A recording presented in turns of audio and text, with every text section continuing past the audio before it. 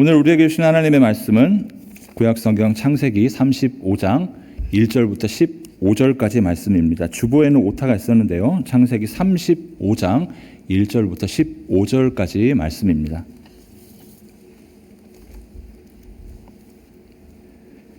한 절씩 교독하겠습니다. 하나님이 야곱에게 이르시되 일어나 베델로 올라가서 거기 거주하며 내가 내 형 에서의 낯을 피하여 도망하던 때에 내게 나타났던 하나님께 거기서 제단을 쌓으라 하신지라.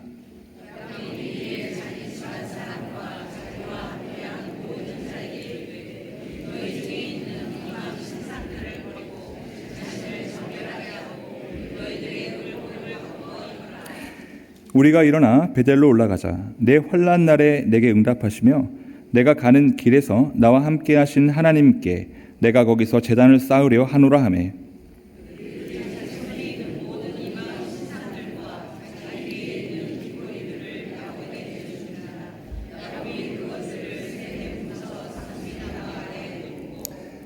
그들이 떠났으나 하나님이 그 사면 고울들로 크게 두려워하게 하셨으므로 야곱의 아들들을 추격하는 자가 없었더라.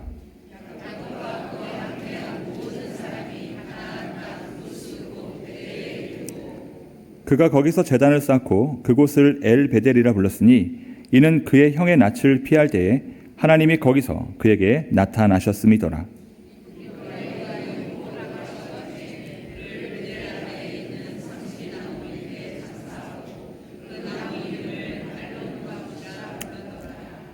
야곱이 바단 아람에서 돌아오매 하나님이 다시 야곱에게 나타나사 그에게 복을 주시고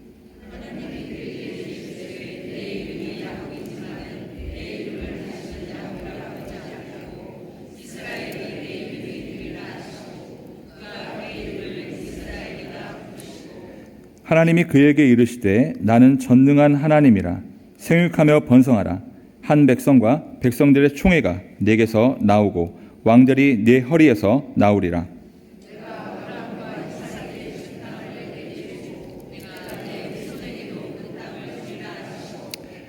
하나님이 그와 말씀하시던 곳에서 그를 떠나 올라가시는지라.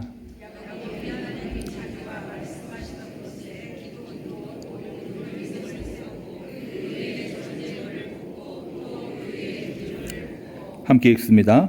하나님이 자기와 말씀하시던 곳의 이름을 베델이라 불렀더라. 아멘. 할렐루야. 우리의 가장 큰 기쁨과 소망은 바로 지금 이 순간 하나님의 말씀을 듣는 것인 줄 믿습니다. 이 마음 담아서 우리 옆분들에게 이렇게 인사합시다. 함께 말씀을 들을 수 있어 행복합니다. 함께 말씀을 들을 수 있어 행복합니다. 뒤에 하나 인사를 더 덧붙이고 싶은데 생략하겠습니다. 뭐라고 하려고 했냐면 진짜요? 라고 물어보려고 했는데 너무 이렇게 표면적으로만 하는 것 같아서 여러분 정말로 이것이 그냥 단순한 인사가 아니라 우리의 고백이고 다짐이 되었으면 좋겠습니다.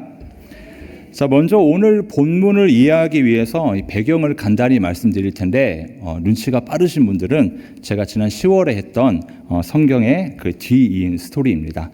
제가 보통 설교를 할 때 한 달은 구약, 한 달은 신약 이렇게 하는데 지난 10월에 했던 본문과 연결이 됩니다. 고향 브엘세바로 향하는 야곱이 반드시 풀어야 할 수건과도 같았던 형 에서와의 만남을 목전에 두고 있을 때 하나님께서는 야복 나루에서 그를 만나 주셨습니다. 그리고 그렇게 그곳에서 이루어진 하나님과의 만남은 야곱의 인생에 있어 큰 터닝 포인트, 전환점이 되었죠.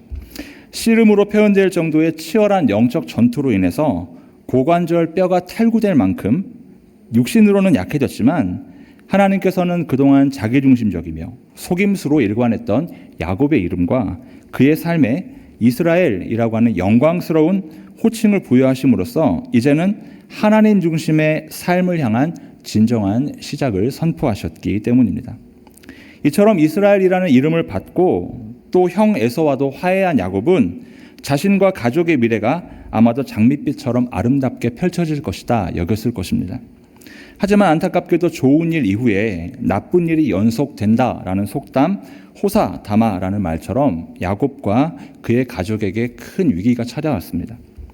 형 에서와 화해한 이후 야곱은 숫곳을 지나서 세겜에 잠시 머무르게 되었는데 이곳에서 안타까운 사건이 발생했습니다.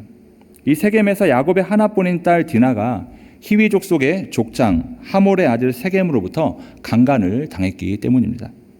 설상가상으로 디나의 오빠들이 여동생의 복수를 한답시고 히위 족속을 모조리 죽이고 그들의 재산까지 약탈하는 대참극이 이어졌습니다. 여러분, 그래서 우리는 생각해 볼 필요가 있을 것 같습니다.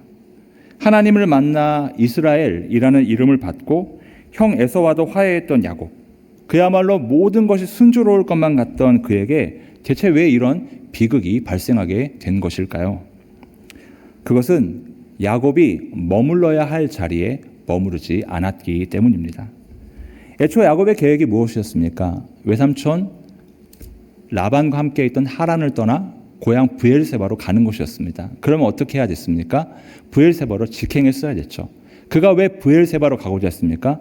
이제 하나님의 영광을 드러낼 때가 왔기 때문이다라는 다짐 때문에 갔습니다. 하지만 그는 가다가 멈추고 다른 곳에 머무르게 된 것이죠. 여러분, 그래서 저는 이와 같은 세겜에서의 사건 이후 다시 주어진 하나님의 말씀과 여기에 반응하는 야곱의 모습을 기록하고 있는 오늘 본문을 통해서 함께 진단해보고 생각해보기를 원합니다. 그것은 2025년을 마무리하는 시점에 지금 우리는 와 있어요. 그리고 이제 새로운 한 해를 맞이해야 되죠. 그렇다면 지금 우리 믿음과 삶이 머물러 있는 자리는 과연 어디일까요? 그렇다면 우리가 늘 흔들림 없이 머물러야 되는 자리는 또 어디일까요? 우리가 말씀을 통해 그 답을 찾아보기를 원합니다. 본문 1절 말씀 다시 한번 함께 읽도록 하겠습니다. 하나님이 야곱에게 이르시되 일어나 베델로 올라가서 거기 거주하며 내가 내 형 에서의 낯을 피하여 도망하던 때에 내게 나타났던 하나님께 거기서 제단을 쌓으라 하신지라. 아멘. 세겜에서의 치욕적인 사건 이후 하나님께서는 다시 야곱에게 나타나셨습니다. 그리고 한 장소로 갈 것을 명령하시죠. 바로 베델입니다. 여러분이 베델이 어떤 곳입니까? 이곳은 원래 루스라고 하는 지명을 가지고 있는데 창세기 28장에 보면 야곱이 형인 에서를 속이고 장자권을 빼앗은 이후 그를 피해 고향인 브엘세바를 떠나 외삼촌 라반이 있던 하란으로 도피하던 날 밤에 돌베개를 베고 자던 중 하나님을 만난 바로 그 장소입니다. 이후 그가 베고 잔 돌베개를 세워 기념물로 삼고 만일 하나님께서 안전하게 다시 고향으로 돌아오게 하시면 11조를 바치겠다라고 서원하면서 자신이 직접 그곳은 하나님의 집이라는 뜻의 베델로 명명한 그 장소입니다. 하나님께서는 지금 야곱에게 그가 명명했던 그 베델로 곧장 올라가 제단을 쌓으라라고 명령하고 계시는 것이죠. 왜 그렇습니까? 그것은 야곱이 머물러야 될 자리가 세상적인 유혹과 가치관을 조장하고 그리고 아픔을 주었던 세겜이 아니라 바로 하나님의 집인 베델이다라는 것을 알려주시기 위함입니다. 여러분, 그래서 우리는 이와 같이 야곱에게 다시 한번 베델로 올라갈 것과 그곳에서 제단을 쌓으라 명령하시는 하나님의 말씀으로부터 우리 믿음과 삶이 머물러야 될 첫 번째 자리가 어디인지를 생각해 볼 수가 있습니다. 그것은 바로 하나님의 뜻이 성취되는 자리여야 할 줄 믿습니다. 왜 그렇습니까?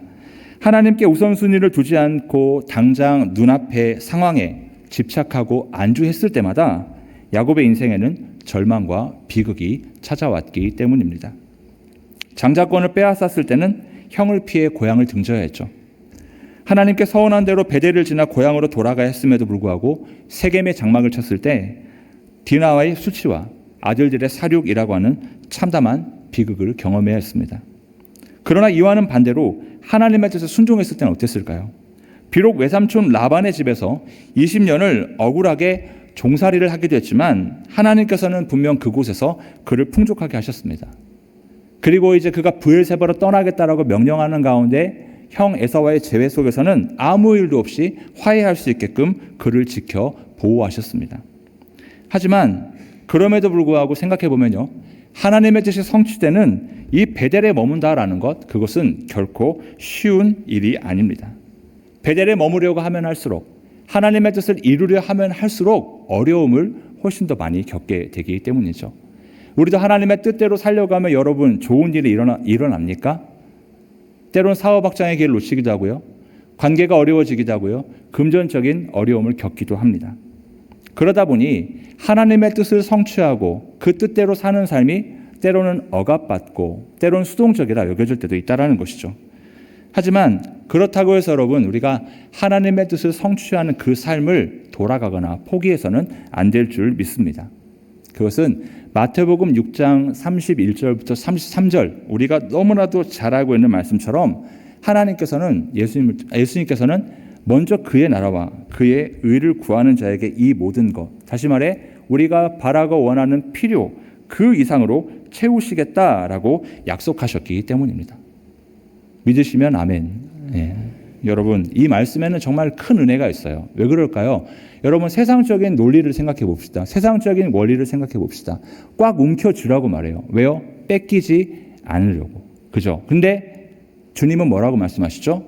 그 움켜진 손을 펴라라고 말씀하세요. 그러면 더 부어주겠다라고 이야기를 하는 것입니다. 여러분, 이 말씀을 보면 저는 예전의 제 모습이 떠오릅니다. 예전에 영특하고 총명했던 저희 어린 시절, 저희 어머니께서는 무리를 일으켜 죄송합니다. 영특하고 총명했던 저희 어린 시절에 저희 어머니께서는 간식이라는 걸 잘 안 사주셨어요. 그리고 약도 안 사주셨습니다. 그분은 딱 두 가지 약만 맹신하는 분이셨기 때문에 구약과 신약 빼고는 맹신하지 않는 분이셨어요. 그런데 어린 시절에 친구 집에 가보면요, 친구 집에는 늘 맛있는 약들이 있었습니다. 다시 말씀드리지만 좋은 약이 아니라 무슨 약? 맛있는 약. 혹시 여러분 미니막스라는 약 아세요? 비타민이죠. 종합 비타민. 80년생은 알 것 같은데. 아니면 원기소. 아시죠? 원기소 하면 여러분 60년대까지 올라가야 되는데 어쨌든 좋습니다. 어찌됐건 그 미니막스라고 하는 그 비타민이요, 엄청 달고 먹음직도 하고 보암직도 하고 그래요. 그런데 누가 우리 어머니 지인분께서 외국에 계시다가 이게 놀러 오셔서 그걸 한 병을 주셨어요. 내가 볼 때 대략 한 병에 한 80알 정도 있는데 그거를 너무 맛있는 거예요. 근데 우리 어머니께서는 딱 저녁 먹고 한 번만 그걸 먹으라고 말씀하신 거예요. 그러니 어떻습니까? 하나를 먹으면 감질만 나잖아요. 그래서 하나를 먹고 또 하나를 꽉 움켜쥐었어요. 몇 번 그렇게 성공했습니다. 근데 어느 날 어머니께서 너 손 좀 펴봐 그러시는 거예요. 표를 이게 한데 얘가 뭐 힘 줘봤자 이게 되겠습니까? 쫙 펴졌어요. 그래서 가져가면서 너 이렇게 욕심부리다가 탈난다 그렇게 말씀하시는 거예요. 그 말씀을 들은 제가 어떻게 했을까요? 회개했을까요? 아니요. 생각을 바꿨습니다. 어머니가 제가 하나를 빼서 먹으라고 할 때는 안 보세요. 그러니까 그때 2번 먹는 거예요. 그리고 팔을 이러고 다닙니다. 그럼 어머니는 우리 아들이 정직하게 하나만 먹고 아무것도 안 먹었네 생각하시면서 아들 하나 더 먹어 그러시는 거예요. 그래서 저는 3개를 먹었죠. 소위 말하는 꿀입니다. 꿀. 그죠? 자, 이것을 보면 저는 느낀 게 있어요. 움켜쥐고 사는 게 불행하고 힘든 거구나. 차라리 마음 편하게. 물론 제 방법이 정당하다는 건 절대 아닙니다. 하지만 느낀 것이 분명한데 주님은 분명히 너 그렇게 힘들게 쥐지 말고 짊어지지 말고 내려놔. 펴라고 얘기하시는데 왜 우리는 그걸 짊어지고 있을까요? 그걸 움켜쥐고 있을까요? 여러분, 하나님의 나라와 그분의 뜻을 구한다라는 건 바로 그런 의미인 줄 믿습니다. 내가 바라고 원하는 것, 그 움켜쥐었던 걸 내려놓으면 더 좋은 것을 주시겠다라는 것, 그것이 바로 우리 주님의 마음인 것이죠. 여러분, 그래서 우리가 생각해야 될 것이 있습니다. 하나님의 나라와 그의 의를 구하라라는 이 구하다라는 단어가요, 이 헬라어로 제테오, 여기서는 제테이테라고 쓰였는데 이 뜻은 애쓰다라는 뜻도 가지고 있어요. 그러니 하나님의 나라와 그의 의를 구하라라는 건 어떤 의미입니까? 하나님의 나라와 그분의 의를 위하여 애쓰라는 거예요. 그리하면 하나님께서 더해 주시겠다. 다시 말하면 추상적인 개념으로 접근하지 마십시오. 여러분이 믿음의 삶을 살면 살수록 그 믿음으로 인해 어려움을 겪으면 겪을수록 하나님께서 예비하시는 복은 더 빨리 그리고 더 풍성하게 우리의 삶에 가득 채워지게 될 줄 저는 믿습니다. 그러니 하나님의 뜻을 따르는 것은 단지 수동적으로 끌려가는 삶이 아닌 것이죠. 오히려 생각해 보면요, 가장 확실한 미래를 향한 지혜로운 선택이며 능동적인 걸음인 줄 믿습니다. 그러므로 사랑하는 여러분, 2025년을 마무리하고 새로운 한 해를 준비하는 이 시간, 우리의 믿음과 삶이 머물러 있는 자리를 돌아볼 수 있기를 원합니다. 여러분 지금 어디 머물러 계십니까? 여전히 하나님께서 부르신 베델이 아니라 풍요롭고 안락해 보이는 세상과 어감마저 비슷한 세겜에 여전히 머물러 있지는 않습니까? 그렇다면 이제는 하나님의 뜻이 성취되는 그 자리로 나아갈 수 있기를 소망합니다. 그곳이 바로 우리가 머물러야 할 자리이기 때문이죠. 그 자리를 지키고 사수함으로써 하나님께서 예비하신 참된 축복과 평화를 누리는 우리 모두가 되기를 소원합니다. 계속해서 2절 말씀도 함께 읽어볼까요? 2절 말씀 시작. 자기와 함께한 모든 자에게 이르되 너희 중에 있는 이방 신상들을 버리고 자신을 정결하게 하고 너희들의 의복을 바꾸어 입으라. 아멘. 자, 베델로 올라가 제단을 쌓으라 라는 하나님의 말씀 이후에 야곱은 곧바로 자신의 가족은 물론 자신과 함께하는 모든 이들에게 단호하게 명령합니다. 너희 중에 있는 이방 신상들을 버리고 자신을 정결하게 하고 너희들의 의복을 바꾸어 입으라는 것이죠. 여러분, 그래서 우리는 이와 같은 야곱의 명령으로부터 우리 믿음과 삶이 머물러야 될 두 번째 자리를 생각해 볼 수가 있습니다. 그것은 바로 거룩의 자리인 줄 믿습니다. 왜 거룩의 자리일까요? 우리는 그 이유를 세겜에서 겪은 비극의 단초가 되었던 34장 1절 이런 표현이 있어요. 레아가 야곱에게 낳은 딸 디나가 그 땅에 딸들을 보러 나갔더니 여기에서 그 이유를 발견할 수가 있죠. 자, 생각해보면 이스라엘이라는 이름에 걸맞게 마땅히 하나님의 뜻에 순종하며 헌신했어야 할 야곱과 그의 가족들이 지금 보이고 있는 행보가 어떻습니까? 그 땅에 있는 딸들을 보러 갔다라는 거예요. 즉 이방에 있는 딸들의 그 문화들을 체험해 보기 위해서 나갔다라는 겁니다. 그리고 또 어떻습니까? 그 문화에 가까이 가려다 봉변을 당했고 거기서 멈추지 않고 그의 오빠들은 복수를 한답시고 무고한 생명을 죽이고 재산을 약탈했죠. 그러나 생각해 보면 이 비극의 근본적인 원인은 바로 야곱에게 있습니다. 야곱은 분명 하나님의 축복을 쫓아 브엘세바로 향하고 있었어요. 하지만 지금 눈앞에 있는 세겜이라고 하는 풍요와 부를 보니까 어떻습니까? 다시 그곳에 머무르고 정착했다라는 거예요. 비로소 자기의 이 모든 근시안적이며 자기중심적인 선택이 비극의 단초가 되었다라는 것을 그는 끝까지 몰랐습니다. 만약 알았다면 디나가 그렇게 어려움을 겪었을 때 그 희위 족속과 결혼을 하면서 그걸 유야무야시키려는 계획은 버렸어야죠. 근데 그는 끝까지 그것을 유야무야하려고 했어요. 왜 그렇습니까? 그래야지만이 결혼하고 더 많은 부와 명예를 얻을 수 있을 것이다 라고 생각했을 것입니다. 하지만 그것은 착각이었죠. 여러분, 그렇기 때문에 결국 그들은 가족 모두가, 야곱 혼자뿐만 아니라 가족 모두가 죄의 소용돌이에 휘말릴 수밖에 없었습니다. 그래서 야곱은 이제라도 깨닫게 된 거예요. 아, 그렇지.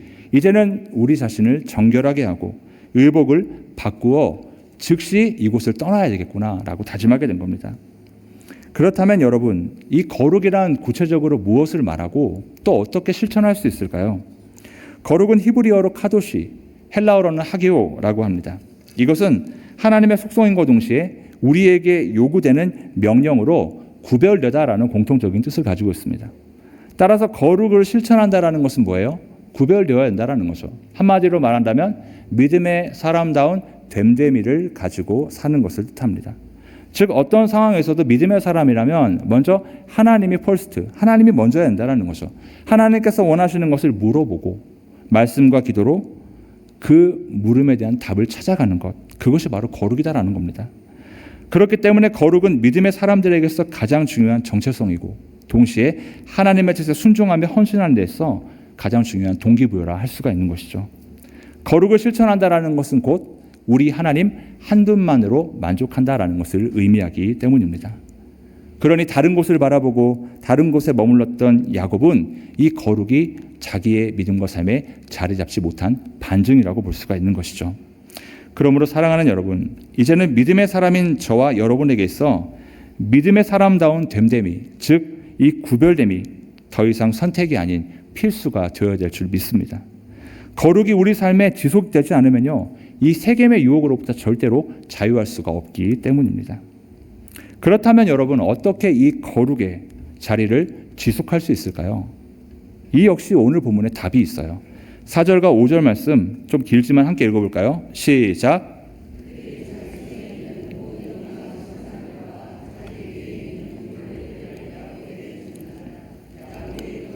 세겜 근처 상수리 나무 아래에 묻고 그들이 떠났으나 하나님이 그 사면 고울들로 크게 두려워하게 하셨으므로 야곱의 아들들을 추격하는 자가 없었더라. 아멘. 자, 여러분, 거룩의 자리로 나아가기 위해서 그들이 했던 행동이 무엇입니까? 바로 즉시 돌이켰다라는 겁니다. 야곱은 하나님께서 베델로 올라가라고 명령하실 때 즉각적으로 결단했습니다. 그리고 명령했어요. 너희가 가지고 있는 이방의 금신상 혹은 금귀고리 같은 장식품들을 다 버려라. 그리고 의복을 바꾸어 입어라. 그리고 그러한 명령에 따라 구성원들은 어떻게 했습니까? 즉각적으로 순종했습니다. 여러분, 우리 믿음과 삶 역시 마찬가지예요. 우리가 하나님과 더 가까워지고 하나님과의 관계가 온전하지 못하는 것은 여전히 남아있는 거룩을 해치는 그런 요소들이 있기 때문이다라는 겁니다. 재물에 대한 걱정, 자녀에 대한 염려, 또는 사회적 위치에 대한 고민들, 그런 것들이 남아있다 보면 어느 틈엔가 그것들이 하나님의 자리를 대신할 수밖에 없다라는 것입니다. 그것을 과감하게 내어버리지 않고 구별하지 않으면 이 세겜의 유혹은 계속해서 우리를 사로잡으려 한다라는 거예요. 그래서 우리에게는 이 회개라는 것이 필요한데, 회개는 영어로 repentance, 바로 돌이키다라는 겁니다. 돌이키다라는 게 뭐예요? 내가 지금까지 했던 그 길과 반대되는 방향으로 나아가는 겁니다. 단순히 고백만으로 끝나서 안 된다라는 거예요. 내가 어떤 부분 때문에 무너졌다면 하나님, 이 부분 때문에 제가 무너졌습니다 라는 통렬한 자기 반성과 더불어 이제는 그 행위를 반복하지 않아야 된다라는 겁니다. 그래야지만이 거룩의 자리로 나아갈 수 있다라는 거예요. 만약 야곱이 하나님께서 베델로 올라가라 명하셨을 때 하나님, 내일 모레 가겠습니다. 혹은 모든 것들을 버리고 의복을 바꾸어 입으라 얘기했을 때 가족들이 일단 여기 있는 사람들과 작별 인사도 하고 또 다른 사람들과 상의해보고 이런 얘기를 했다면 하나님의 뜻은 성취되지 않았을 것입니다. 하지만 그들이 결단하고 순종했을 때, 다시 말해 회개했을 때 그들은 다시 거룩의 자리로 나아갈 수 있었던 것이죠. 사랑하는 여러분, 그래서 저는 이 회개를요, 우리 영혼의 안전장치라고 생각을 합니다. 회개가 없는 삶은 강팍해지고요, 회개가 없는 삶은요, 늘 불평이 넘쳐날 수밖에 없기 때문입니다. 하지만 그 원인이 무엇인지를 돌아보고 하나님께 주신 은혜를 사모하며 하나님께 나아갈 때 그 문제는 문제가 아니라 하나님의 나를 향한 섭리로 우리가 깨닫게 되는 것입니다. 그러므로 사랑하는 여러분, 우리 믿음과 삶이 머물러야 할 두 번째 자리는 바로 이 거룩의 자리다라는 것 잊지 마시고, 이 거룩을 위해 이제는 회개가 어떠한 시간과 장소에 사는 그런 의식이 아니라 매 순간 떠오를 때마다 할 수 있는 우리 영혼의 호흡과 같기를 주님의 이름으로 권면합니다. 이어지는 본문 3절과 그리고 6절부터 7절까지 말씀을 제가 읽겠습니다. 우리가 일어나 베델로 올라가자. 내 환난 날에 내게 응답하시며 내가 가는 길에서 나와 함께 하신 하나님께 내가 거기서 제단을 쌓으려 하노라 하매, 야곱과 그와 함께한 모든 사람이 가나안 땅 루스 곧 베델에 이르고 그가 거기서 제단을 쌓고 그곳을 엘 베델이라 불렀으니 이는 그의 형의 낯을 피할 때에 하나님이 거기서 그에게 나타나셨음이더라. 아멘.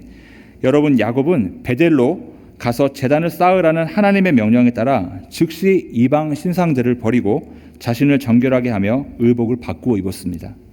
그와 함께하는 이들 역시 여기에 순종했고 마침내 모두가 베델로 올라갔습니다.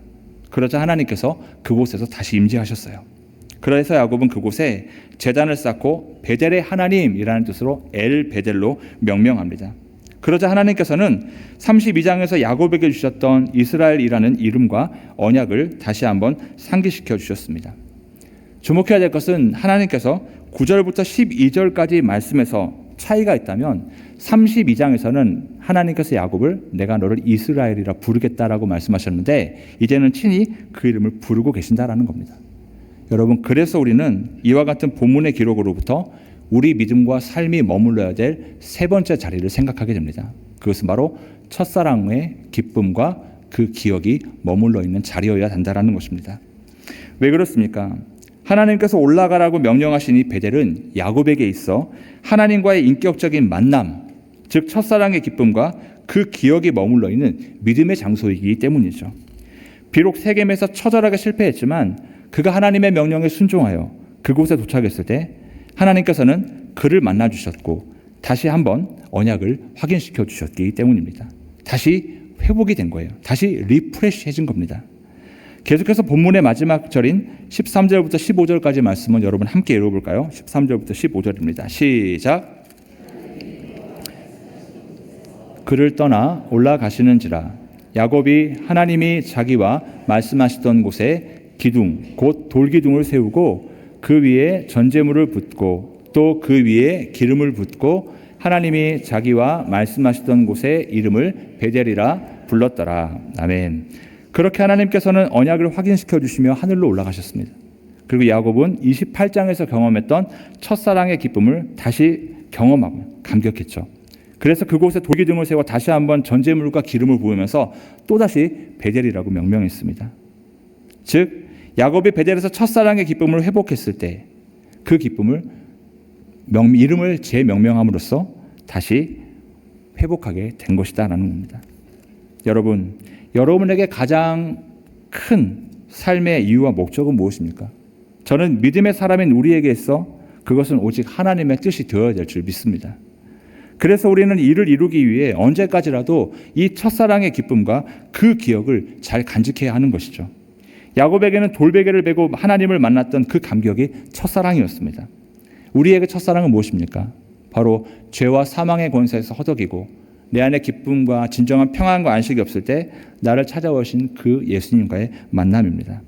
그 예수님께서 나의 죄를 위해 죽어주셨다는 그 사실을 믿고 확신했을 때 주어진 구원의 기쁨과 감격이 바로 첫사랑인 것이죠. 그리고 그 첫사랑은요, 첫사랑으로 끝나지 않습니다. 절대로 실패하지 않을 뿐 아니라 완전하고 영원하기 때문입니다. 그렇다면 내 마음 가운데 불편함이, 내 마음 가운데 불행함이, 내 마음 가운데 번민과 근심과 걱정과 염려가 가득하다면 어떤 반증일까요? 그것은 나를 위해 죽어주신 예수님의 그 사랑이 내 안에 자리 잡고 있지 않다는 반증이기도 한 것입니다. 사랑하는 여러분, 그렇기 때문에 여러분, 이제는 우리가 구원의 감격으로 가득했던 첫사랑의 기억으로 살아가야 될 줄 믿습니다. 그 사랑의 기쁨과 그 기억에 온전히 반응할 때에야 비로소 우리는 우리의 가치관을 그리고 우리의 삶의 본질을 세겜이 아닌 바로 하나님께 둘 수 있기 때문입니다.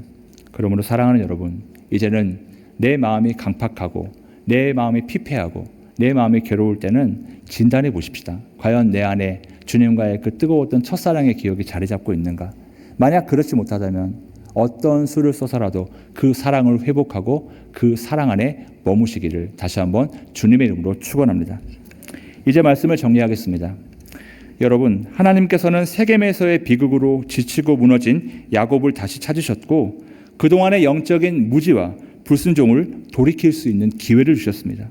그리고 그렇게 야곱이 하나님의 긍휼과 사랑에 순종하여 베델로 다시 돌아왔을 때 다시 한번 언약의 축복을 상기시켜 주셨습니다. 그래서 여러분, 우리는 이를 통해서 우리 믿음과 삶이 머물러야 될 세 가지 자리를 발견할 수가 있었죠. 그것은 첫째, 하나님의 뜻이 성취되는 자리인 줄 믿습니다. 둘째, 거룩의 자리인 줄 믿습니다. 마지막으로 첫사랑의 기쁨과 그 기억의 자리인 줄 믿습니다. 그러므로 사랑하는 여러분, 이제는 2025년을 마무리하고 새로운 한 해를 준비하는 우리 믿음과 삶이 어디에 머물러 있는지를 진단하고 이제는 하나님 그 곁에 머물기를 다시 한번 다짐하는 귀하고 복된 시간이 될 수 있기를 주님의 이름으로 다시 한번 소원합니다. 여러분, 그래서 우리가 이 말씀을 생각하면서요, 이 찬양을 나누고 싶습니다. 예수 피를 힘입어라는 찬양인데요, 이 찬양의 가사를 보면 우리가 하나님의 보좌 앞에 나아갔을 때의 그 마음과 그 감정을 떠오르게 합니다. 그때는 늘 기쁨이 가득했고 그때는 늘 감사가 가득했고 하나님이 이리 와라고 얘기할 때 제가 어떻게 거기를 가요라고 참 겸손했었는데 내 안에 하나님의 보좌를 향한 갈망과 그 가치가 사라졌을 때는 그 자리가 버겁고 힘들고 가기 싫고 그렇게 멀어져 버렸다라는 생각을 지울 수가 없습니다. 그래서 여러분, 우리가 다시 그 첫사랑의 기쁨과 기억을 회복하기 위해 이 찬양을 통해 다짐했으면 좋겠습니다. 그리고 다시 한번 그 주님의 보좌로 나아간다는 것이 어떤 의미인지를 마음 가운데 새길 수 있기를 소망합니다.